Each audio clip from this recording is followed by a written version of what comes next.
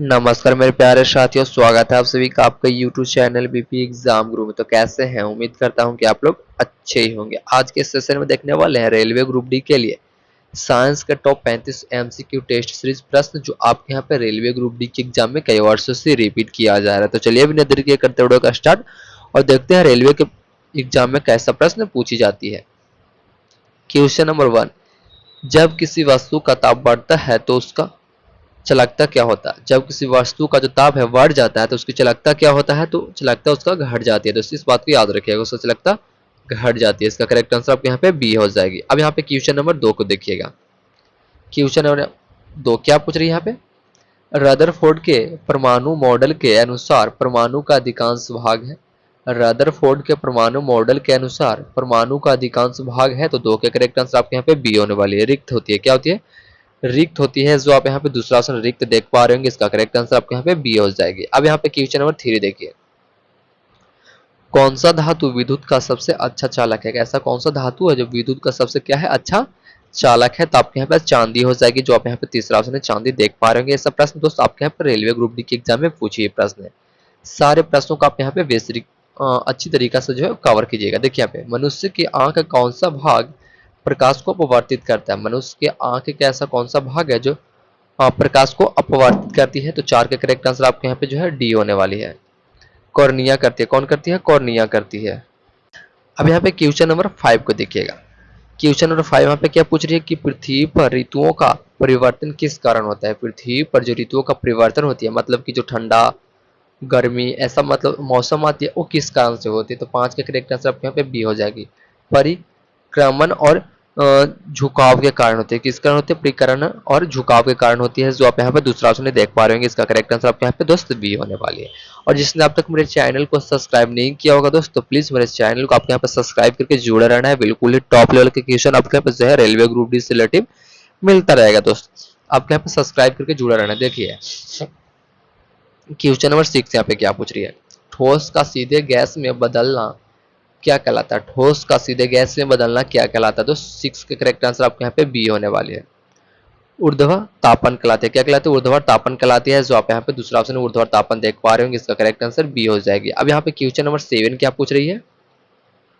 प्रकाश की चाल अधिकतम किस में होती है? प्रकाश की चाल है अधिकतम किस में होती है? इसका करेक्ट आंसर आपको यहाँ पे डी होने वाले है। निर्वात में होती है। तो किस में होती है? निर्वात में होती है। जो आप यहाँ पे चौथा ऑप्शन निर्वात देख पा रहे होंगे।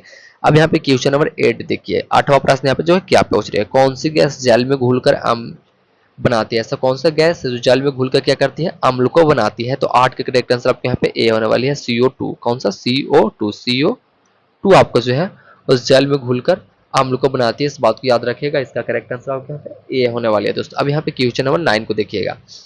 डीएनए का पूरा नाम क्या है? इसके बारे में जो दोस्त हम लोग यहाँ पे बहुत सी वीडियो में चर्चा की है कि डीएनए का पूरा नाम क्या होता है। तो इसका आंसर आप लोग यहाँ पे जो है प्लीज कमेंट सेक्शन में बता दीजिएगा कि डीएनए का पूरा नाम क्या है। हम यहाँ पे क्वेश्चन नंबर 10 को अब देखेंगे। परमाणु बम किस सिद्धांत पे कार्य करता है? परमाणु बम जो है कौन से सिद्धांत पे कार्य करते हैं? तो 10 का करेक्ट आंसर आपको यहाँ पे बी हो जाएगी दोस्त।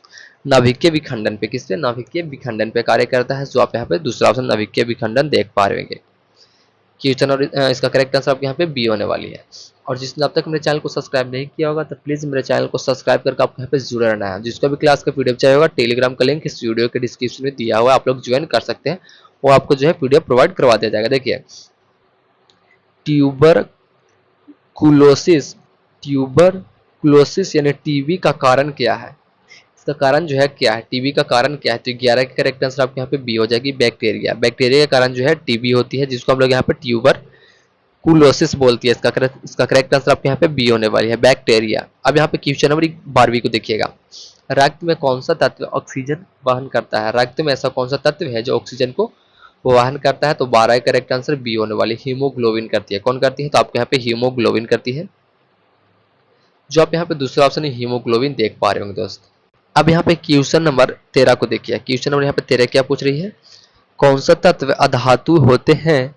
कौन सा तत्व अधातु होते हुए भी क्या होते हुए भी विद्युत का चालक? ऐसा कौन सा तत्व है जो अधातु होते हुए भी जो विद्युत का चालक होती है? तो कौन सा तत्व होता है? तो 13 करेक्ट आंसर आपके यहाँ पे बी होने वाली है। ग्रेफाइट। ग्रेफाइट जो आप यहाँ पे दूसरा ऑप्शन ग्रेफाइट देख पा रहे हो, इसका करेक्ट आंसर बी होने वाली है। ये सब प्रश्न दोस्त आपके यहाँ पे रेलवे ग्रुप डी से रिलेटेड प्रश्न है, जो आपके यहाँ पे एग्जाम में पूछी जाती है। तो इस प्रश्न को आपको यहाँ पे जो है याद कर लेनी है। देखिए यहाँ पे सूर्य के किरणें पृथ्वी तक पहुंचने में लगभग कितना समय लगती है। सूर्य का जो प्रकाश है पृथ्वी तक पहुंचने में कितना समय लगती है, तो 8 मिनट 20 सेकंड लगती है दोस्त। जो आप यहाँ पे तीसरा ऑप्शन है 8 मिनट 20 सेकंड देख पा रहे होंगे। ये प्रश्न न जाने कितने बार जो है आपके यहाँ पे रेलवे ग्रुप डी के एग्जाम में पूछती है। देखिए यहाँ पे प्रकाश का अपवर्तन किस कारण होता है। प्रकाश का जो अपवर्तन है वो किस कारण होते हैं, तो माध्यम परिवर्तन के कारण होती है। जो आप यहाँ पे दूसरा ऑप्शन है माध्यम परिवर्तन देख पा रहे होंगे। इसका करेक्ट आंसर बी हो जाएगी। अब यहाँ पे क्वेश्चन नंबर 16 को देखिएगा। जल का शुद्ध करने हेतु क्लोरीन किस रूप में प्रयोग होती है। जल को शुद्ध करने हेतु क्लोरीन किस रूप में प्रयोग की जाती है, तो क्लोरीन जो है किस रूप में प्रयोग की जाती है। 16 करेक्ट आंसर आपके यहाँ पर सी हो जाएगी। पाउडर के रूप में, किसमें, पाउडर के रूप में की जाती है। जो आप यहाँ पे तीसरा ऑप्शन में देख पा रहे होंगे। अब यहाँ पे क्वेश्चन नंबर 17 को देखिएगा। सूर्य का रंग अंतरिक्ष में कैसा दिखता है। सूर्य का जो रंग है वो अंतरिक्ष में कैसा दिखता है, तो 17 करेक्ट आंसर आपके यहाँ पे सी होने वाली है। सफेद दिखती है। तो कैसा दिखती है, ये आपके यहाँ पे सफेद दिखती है। सूर्य का जो रंग है अंतरिक्ष में कैसा दिखता है, तो आपके यहाँ पे सफेद दिखती है। दोस्तों अगला प्रश्न आप यहाँ पे देखिए, क्वेश्चन नंबर 18 बिल्कुल ही टॉप लेवल का क्वेश्चन आपको हम जो यहाँ पे है रेलवे ग्रुप डी से रिलेटिव हम लोग यहाँ पे देख रहे हैं। और चैनल को आपको यहाँ पे सब्सक्राइब करके जुड़े रहना है। बिल्कुल ही टॉप लेवल का क्वेश्चन आपको यहाँ पे रेलवे ग्रुप डी से रिलेटिव मिलता रहेगा। तो देखिए क्वेश्चन नंबर 18 है, प्रवैग्निक किरणें शरीर में कौन सा विटामिन बनता है। प्रवैग्निक किरणें से जो है शरीर में कौन सा विटामिन बनती है, तो 18 करेक्ट आंसर आपके यहाँ पे सी होने वाली है। विटामिन डी आपका बनती है। कौन सी बनती है, विटामिन आपके यहाँ पे डी बनती है। इसका करेक्ट आंसर आपके यहाँ पे सी होने वाली है। दोस्तों क्वेश्चन नंबर 19 को देखिएगा। न्यूटन के प्रथम गति नियम को क्या कहा जाता है। न्यूटन का प्रथम गति नियम होती है उसको क्या कहते हैं, तो 19 का करेक्ट आंसर आपके यहाँ पे बी होने वाले। जड़त्व का नियम कहते हैं। क्या कहते हैं, जड़त्व का नियम कहते हैं। जो आप यहाँ पे दूसरा ऑप्शन जड़त्व का नियम देख पा रहे होंगे। अब यहाँ पे क्वेश्चन नंबर 20 देखिए। बल्ब की फिलामेंट जलती नहीं क्यों। बल्ब की जो फिलामेंट है जलती नहीं क्यों, तो क्यों नहीं जलती, तो 20 का करेक्ट आंसर आपके यहाँ पे बी होने वाली है। उसमें नाइट्रोजन या आर्गन गैस भारी होती है। क्या होती है, उसमें नाइट्रोजन या आर्गन गैस जो है वो भारी होती है। इसका कारण जो है बल्ब का फिलामेंट जो है वो नहीं जलती। इस बात को याद रखिएगा। इसका करेक्ट आंसर आपके यहाँ पे बी होने वाले है। दोस्त ऐसा ही प्रश्न दोस्त आपके यहाँ पे रेलवे ग्रुप डी के एग्जाम में जो है पूछी जाती है। तो सब प्रश्नों को आपको यहाँ पे याद कर लेनी है। देखिए अब चैनल को आपको यहाँ पे सब्सक्राइब करके जुड़े रहना है। देखिए मानव शरीर में सबसे बड़ा अंग कौन सा है, तो मानव शरीर का सबसे बड़ा अंग आपके यहाँ पे त्वचा हो जाएगा। जो आप यहाँ पे दूसरा ऑप्शन त्वचा देख पा रहे होंगे। अब यहाँ पे क्वेश्चन नंबर 22 देखिए, बिजली का सबसे बड़ा स्रोत कौन सा है। हमारे बिजली का जो सबसे बड़ा स्रोत है, हमारे बिजली का सबसे बड़ा स्रोत आपके यहाँ पे जनरेटर होती है। क्या होते हैं, जनरेटर होती है। अब यहाँ पे अगला प्रश्न देखिए, क्वेश्चन नंबर 23 ध्वनि की आवृत्ति की एसआई इकाई क्या है। ध्वनि की आवृत्ति की जो एसआई इकाई होती है वो क्या होती है, तो आपके यहाँ पे हर्ट्ज होती है। हर्ट्ज होती है। जो आप यहाँ पे पहला ऑप्शन है हर्ट्ज आप दोस्त देख पा रहे होंगे। अब यहाँ पे क्वेश्चन नंबर 24 को देखिएगा। एक हर्ट्ज पावर बराबर कितना होता है। एक हर्ट्ज पावर बराबर कितना होता है, तो 24 का करेक्ट आंसर आपके यहाँ पे सी होने वाले हैं। 746 वाट होती है। 746 वाट होती है। 700 आपके यहाँ पे 46 वाट होती है दोस्त। अब यहाँ पे क्वेश्चन नंबर 25 को देखिए।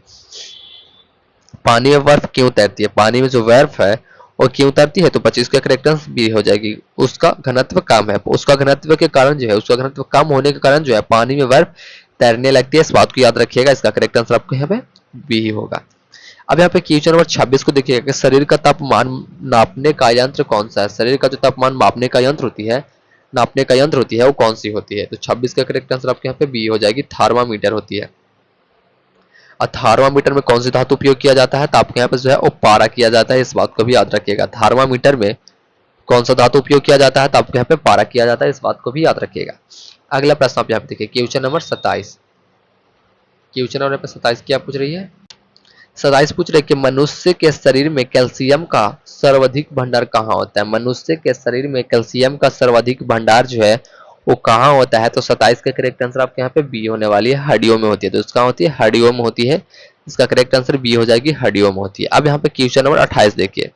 ओम का नियम किससे संबंधित है। ओम का जो नियम है वो किससे संबंधित है, तो दोस्त ये आपके यहाँ पे विद्युत से संबंधित है। किससे, विद्युत से संबंधित है। अब यहाँ पे क्वेश्चन नंबर 29 को देखिएगा। जल के इलेक्ट्रोनिसिस से क्या प्राप्त होता है। जल के इलेक्ट्रोसिस से जो है वो क्या प्राप्त होता है, तो 29 का करेक्ट आंसर आपके यहाँ पे ए होने वाली है।